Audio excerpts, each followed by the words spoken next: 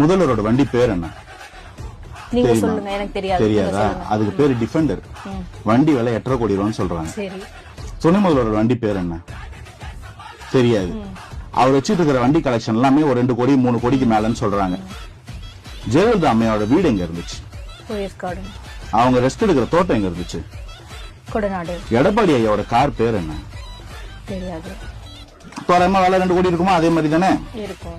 எளிய அரசியல் பண்ற சீமானோட கார் பேர் என்ன? விலை என்ன? தெரியாது. அதுவும் ரேஞ்ச் ரோவர், ஏறக்குறைய 80 லட்சம் 1 கோடி ரூபாய் வண்டி. சொகுசு அரசியல்ன்றதுக்கு டெபினிஷன் என்ன வச்சிருக்கீங்க? சொகுசு அரசியல் ஒரு வார்த்தையை ஈஸியா குத்திக்கிட்டே இருந்தீங்கல்ல, சொகுசு அரசியலுக்கு எனக்கு விளக்கம் சொல்ல. போயஸ் கார்டன்ல வீடு, கொடநாட்டுல எஸ்டேட், ஆழ்வார்பேட்டையில செனட் ஆஃப் ரோட்ல வீடு. சரி, விஜய் சார் என்ன கார் வச்சிருக்காரு? சொந்த காசுல சம்பாதிச்ச காசு, உழைச்சு சம்பாதிச்ச காசு. அவர் எவனையும் திருடல. எந்த ஊழல் குற்றச்சாட்டும் அவர் பேர்ல இல்ல. சின்ன சேனலுக்கு எதாக இருந்தாலும் அது கொஞ்சம் ஆதரவு கொடுங்க. உங்கள் பொண்ணான கையை கொண்டு அந்த பெல்லில் தட்டிடுங்க.